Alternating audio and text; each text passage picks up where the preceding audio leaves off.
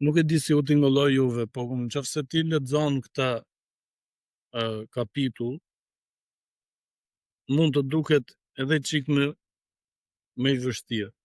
Sepse thot ka një kohë për të qeshur, ka një kohë për të qarë, ka një kohë për të vrarë, ka një kohë për të shëruar, ka një kohë për të humbur, ka një kohë për të gjetur, ka një kohë për të qarë, ka një kohë për të qeshur, ka një kohë për të mbajtur zi, ka një kohë për të hedhur valle. Qa jam? Qarkullon një histori interesante, më thënë, si gujdhanas, po ka një mesazh të, besoj një mesazh të bukur pra. Dërsa Zoti po punonte që të krijonte të gjithë universin, të gjithë botën, dhe erdhi dhe krijoi edhe njeriu. Edhe angjëjt që e ndihmuan Perëndin që të krijonte këtë, që bashkëpunuan pra me Perëndin ose punuan sipas urdhrave të Perëndis për të ndërtuar njerëzimin. Zoti krijoi dhe njeriu. Edhe angjëjt vet po diskutoshin se ku ta vendosim lumturinë, që njeriu që të mund ta gjente, të arrinte ta gjente lumturinë. Për të, domethënë, nëse ti arrin atë pikun që ti gjen lumturinë tënde, domethënë ti ke arritur, si thua, nuk e di si mund ta themi, si që shija mbi tort. Për edhe nëse keni vënë re gjithë këto ëmbëlsira, gjithë këto gjërat e bukura vijnë, bëhen vështillë, bëhet zbukurohet, pastaj vihet edhe një gjë tjetër në krye. Ashtu pra, të gjithë ta po diskutonin, do ta vendosim këtu, do ta vendosim këtu, do ta vendosim këtu, jo se e gjejnë, jo se e bëjnë. Si ajo, domethënë që në kërkim të thesarit pastaj. Dhe një angjël që nuk po fliste fare, në fund tha, shiko, tha, e gjeta unë, tha, ku do ta vendosim lumturinë e njeriu. Të gjithë tha që po ky s'foli fare, edhe ky tha, ne tha do ta vendosim lumturinë, tha, brenda njeriut, brenda vetes. Sepse tha njeriu, tha, ka atë, tha, tendencën, tha, që të kërkoj, tha, do jetë në kërkim të lumturisë, do jetë që të shkoj diku për ta kërkuar këtë lumturi. Dhe nuk do ta vrasin mendjen brenda. Që të kërkoj lumturinë brenda vetes. Ne sot jemi pikërisht këtu te ky kapitull që thot çdo gjë ka. Unë do mundohem të shpjegoj ashtu si e kuptoj unë këtë kapitull. Mase nuk do të jetë ajo është të çtuar, mase do jem edhe mund jeni edhe duke kaluar diçka në jetën tuaj, edhe kjo do thotë si mund të flasë Altini në këtë lloj mënyre, në këtë lloj forme që t'japi këtë lloj këshilli. Unë mund t'ju them që Zoti në këto momente që mund të jem gjak ftohtë, sepse kur themi ne se ke provuar kurrizin tanti, pa t'japësh këtë lloj këshilli. Më përdor mua që t'ju jap juve një këshill të mirë. Atë kur ta provoj unë në kurrizin tim, Zoti mund t'ju përdorë edhe juve që të më kujton. Por është besoj që e dim dhe kuptojmë që është në mirësinë dhe në atë bashkëpunimin për të rritur në Zot. Pra, si që kuptoj është kur Zoti na thot neve, ka një kohë për çdo gjë. Problemi ynë qëndron, neve shqetësohemi se çfarë ka andej. Nuk shqetësohemi se çfarë ka këtu. Domethënë të shijojmë momentin. Kur është koha për të qarë, le të themi, atëherë është koha kur është koha për të gëzuar, atëherë është koha për të gëzuar dhe ne vetë themi që le ta shijojmë atë moment.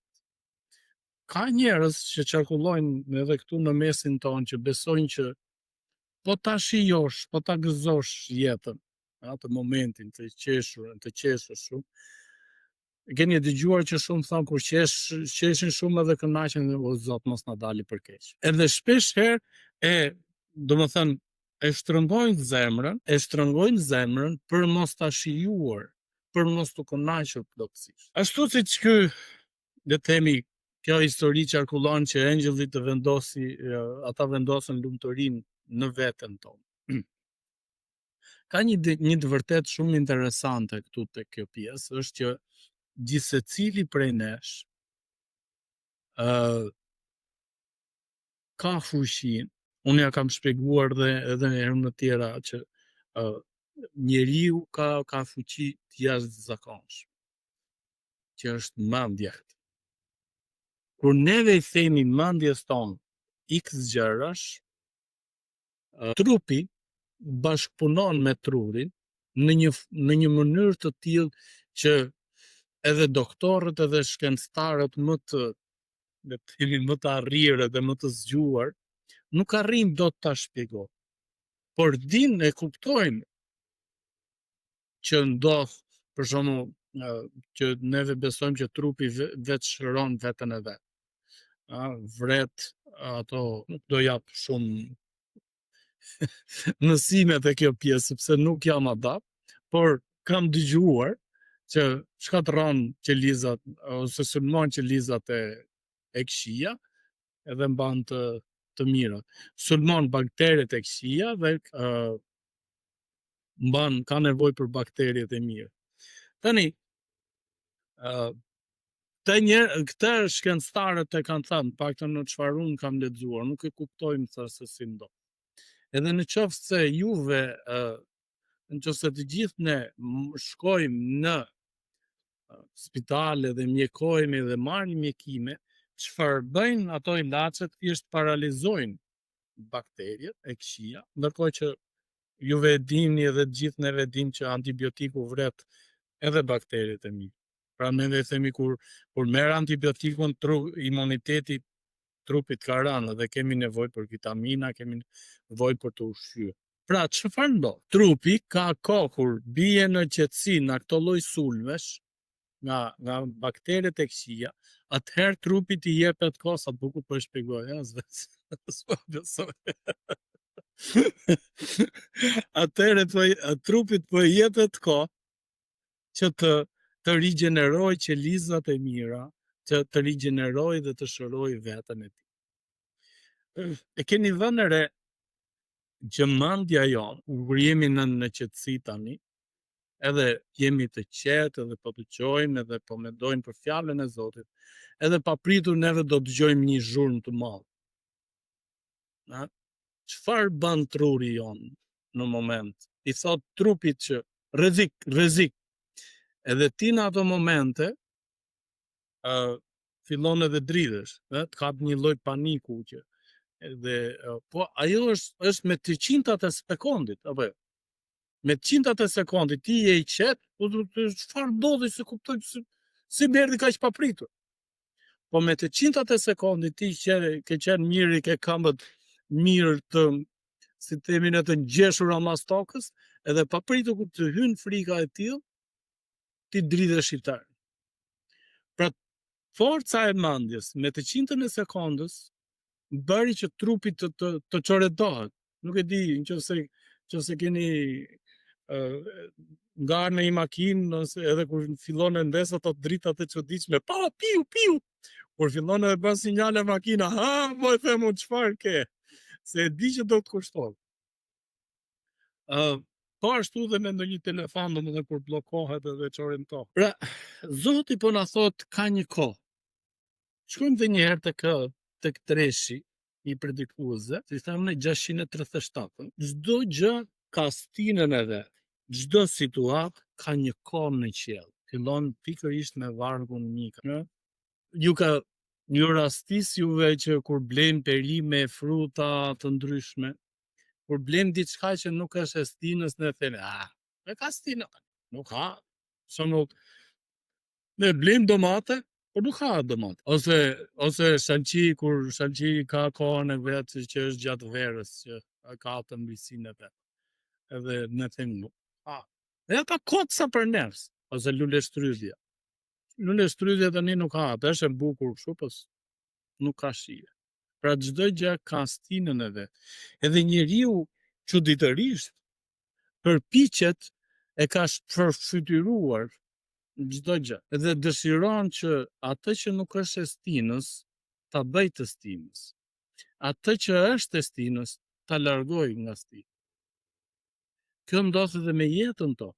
Kur neve themi dhe mendojmë që nisim një punë, një shkollë, një studim, një diçka, të gjithë do dëshironim edhe të gjithë dëshirojnë desin për një pozicion të mirë. Edhe shpesh herë,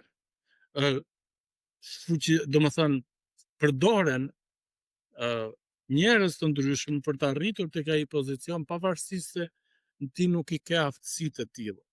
Edhe gjithsecili prej jush ka arritur dhe është përballur me njerëz të tillë që nuk i përkasin atij pozicioni. Edhe doktorët ka zgjedhin, do më thënë, po ta shikosh, ka mjek të përgjithshëm edhe të jep këshilla, por nëse ti ke një problem shëndetësor të X pjesë e trupi, atëherë do të shkosh pikërisht tek ai doktor që është specializuar për edhe studion vetëm atë, edhe merret vetëm me atë punë.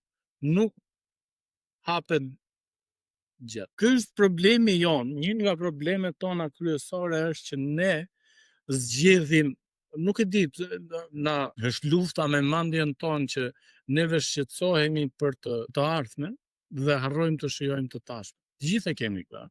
Nuk është se po ashtu, por të gjithë e kemi këtë. Edhe të gjithë robërohemi nga kjo lloj kënaqësie, nga ajo e moment. Qarkullon është një histori me profetin Elia.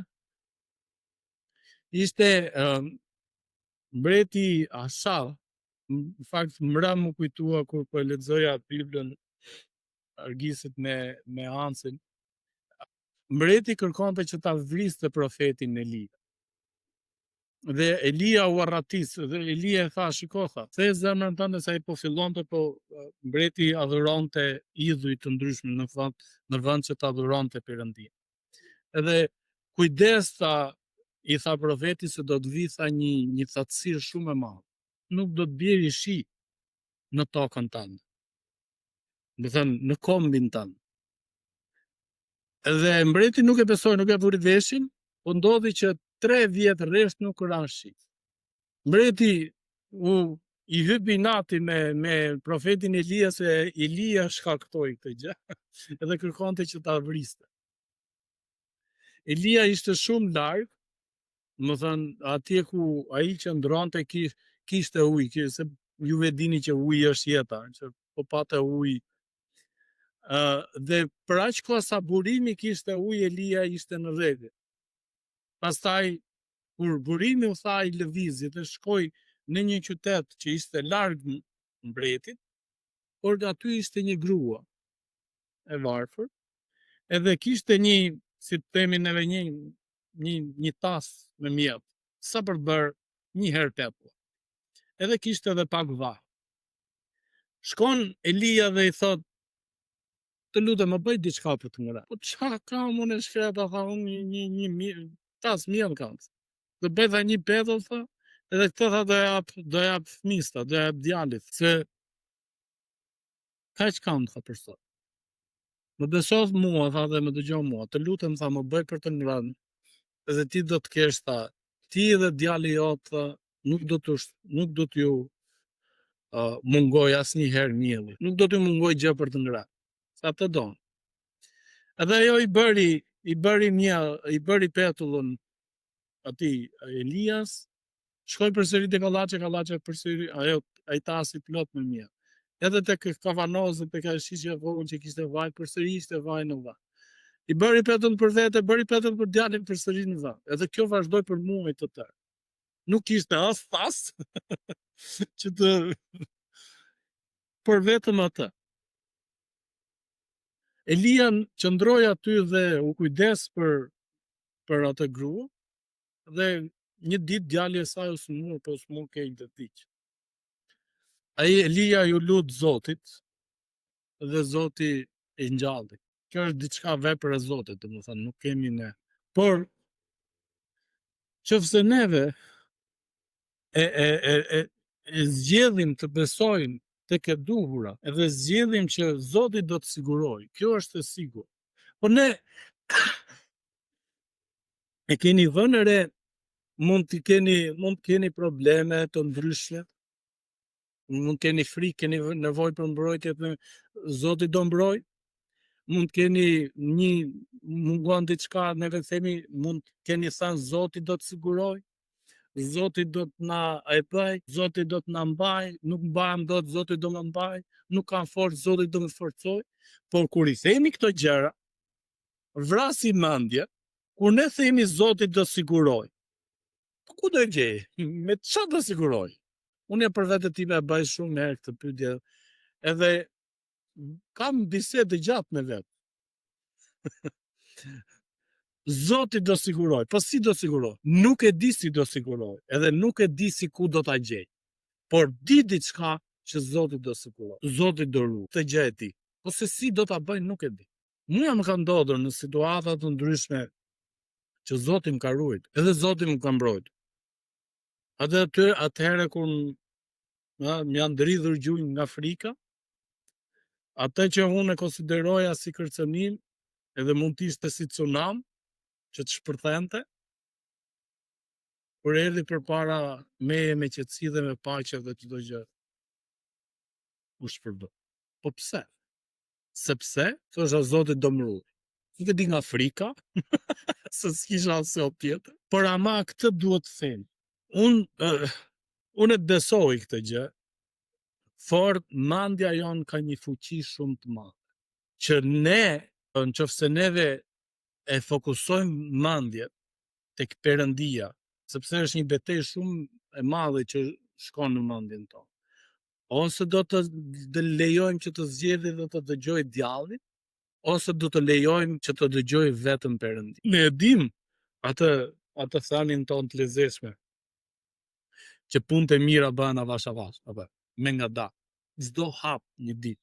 Ti nuk mund të nisësh kur je duke ngjitur shkallët, nuk mund të ngjisësh 10 shkallë një herë. E keni provu? Ose kur i zbret, të zbresësh 3 shkallë, 5 shkallë, e bën kështu grrrr.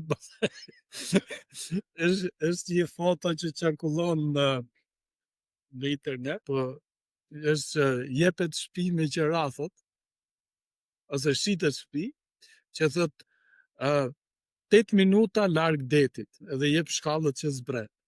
Por nëse ti vendos që të bjesh për 2 sekonda e poshtë. Tani zgjidhen erti. Pra ti nuk mund të ngjisësh 5 shkallë ose të zbresësh 5 shkallë. Ne kur ishim më të rinj, edhe mund të hidhshim të ka përcenim 4-5 shkallë, po tani do kërcasin gjunjë dhe prit ça do thyhet. Ose do e bësh një herë, po herës tjetër mos e provo. Pra ti nuk mund ta bësh. Por ne këtë përpiqemi që të bëjmë. E vrasim mendjen se si të hedhim 5 shkallë ose si të ngjisim 5 shkallë, ndërkohë që mund të shqetësohemi pak vetëm se si të ngjisim një shkallë. Zoti do të sigurojë. Ndaj dhe predikuesi këtu na thot ka një kohë për çdo gjë.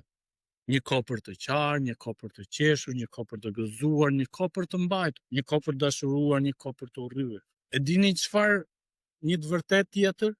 Këto janë ciklet e jetës, prandaj dhe predikuesi shkruan që çdo njeri, secili prej nesh do t'i kalojë.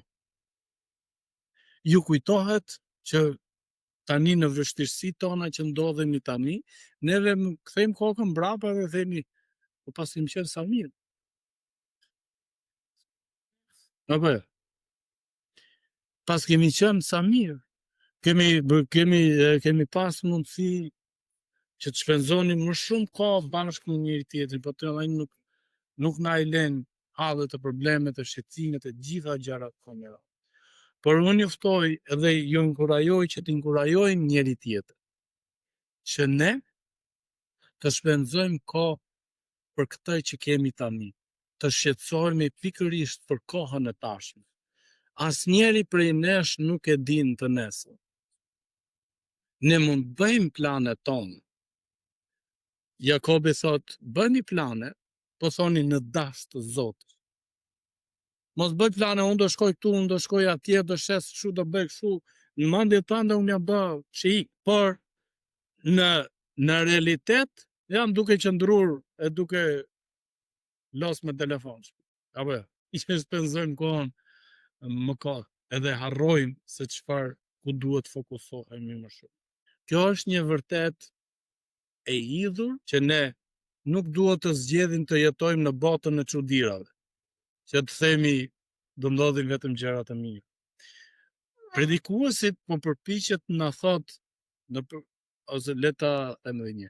Zoti po përpiqet na mësoj nëpërmjet predikuesit Salamonit që këto gjëra që neve lexuam, që ka një kohë për të qeshur, ka një kohë për të qarë, ka një kohë për të vuajtur, ka një kohë për të vdekur, ka një kohë për të lindur, ka një kohë për të dashuruar, ka një kohë për të urryer, ka një kohë për të qëndruar të qetë, ka një kohë për të punuar, ka një kohë për të pushuar, ka një kohë për të punuar, për të lodhur apo jo. Pra gjitha këto janë procesi i jetës që gjithsecili prej nesh do të kalojë. Neve problemi ynë është që neve shqetësohemi për atë tjetrin më shumë, sesa të shqetësohemi për atë moment. Kur ne nuk guxojmë të punojmë dhe të vjedhim hafa për atë ku ne situatën që jemi, e keni dëgjuar shprehjen që thot sa ti bëj zgjuar i llogarit, që është i mançur, që të bëj llogarit, budallaj ka marru, e mori guximin, e hodhi, e investoi, e provoi. Por ti, jo s'kam këtë, jo s'kam kështu, jo s'kam ashtu, e papritur, unë Altini që po dërdëllis për para jush, vajta 40. Se dhe s'kam kështu, s'kem këtë, s'bëj atë, jo s'kam kohë, jo po kështu, jo po ashtu, jo po... Të gjitha justifikimet nga më të mundshmet, nga më të bukura, për guximin për të provuar, është shumë lartë. Çfarë do të bëjmë neve me jetën tonë? Atë momentin që neve kemi, koha është e çmuar. Ka çfarë është e kohës. Mbaroj, ka një kohë për çdo gjë. Edhe nëse ne sot është koha juaj, nëse ju edhe neve gjithë bashkë jemi në mënyrë specifike, individuale, jemi duke kaluar diçka. Lejoni atë kohë. Le ta konsiderojmë si një proces rritje. Kur ne të rritemi, forcohemi në Zotin, sepse nëse neve nuk e bëjmë atë gjë, do të jemi shumë larg, do të largohemi edhe akoma më shumë nga Perëndia. Keni vënë re që mund para ca kohësh mund keni takuar një person që konsiderohen mik, shok, edhe ti thua, do të takoj, do ta marr në telefon, ngeli pa marr telefon, ngeli pa takuar, e pa pritur iku vit. Jepi prioritet jetës në kohën e duhur. Nuk ja, edhe njerë, nuk ja mund t'ju bëj llogaritë jetës, por Zoti, me kapitullin 3 tek predikuesit na thot, ka një kohë për të gjithë, për gjithçka. Ajo që mbaroi ka stinën e vet. Tani ne gjatë verës nuk do vishemi me xhupa, apo. Tani që jemi në Dibër nuk na e man që të vishemi me të shkutër. Na pëlqen dielli. Tani ku e keni vënë re që njerëzit kur kalojnë, kur ecin rrugës, ndjekin diellin. Që të kënaqen, që të mos ta ashtu. Gjatë verës do të largohen nga dielli, do hyjnë hije. Edhe ato cepat e pallateve mundshme të hije. Edhe pse mund të jetë rrugë e ngushtë, ti do kaloj. Pra për ta pra çdo gjë, ne këtë gjë e kuptojmë, ka kohën e vet. Pra çdo gjë ka kohën e vet dhe le t'i japim kohë edhe vetes tonë për të rekuperuar, për të shëruar e gjitha me radhë. Unë nuk i kam të gjitha përgjigjet, sepse mund keni dhe shqetësime, po pse më ndodhi mua, po pse kështu. Kto janë punë të Zotit. Edhe diçka që është e rëndësishme është që këtu po na thuhet këto gjëra do t'i ndodhin të gjithëve. Është një proces. Domethënë nuk mund ta shmangësh. Nuk ka dalë dot një njeri që ta shmangi, që mos ketë dhimbje, që mos ketë, po të ketë vetëm gëzime e kështu me. Po dhe ndonjëherë edhe gëzimi edhe ajo si leq thoshin nuk hahet mjalt gjithmonë se të vjen. Këtu tha predikuesi, tha Zoti ka dhënë punë tha për njeriu që të mundohet. Po e keni vënë re që njeriu kur mundohet dhe punon edhe arrin atë, ndjen një lloj kënaqësie, një lloj plotësie që nuk mund të shpjegohet përpara. Edhe po ta vlesh re njerëzit që nuk punojnë dhe rrinë gjithkohës kot, do të fillojnë të ankohen. Kam probleme, më dhem kjo, më dhem ajo. Pra problemi me ne është koha që neve kemi në dispozicion, le të fokusohemi tek ajo. Le mos fokusohemi tek gjërat të tjera që mund na robërojnë në fakt nga dashuria e Zotit.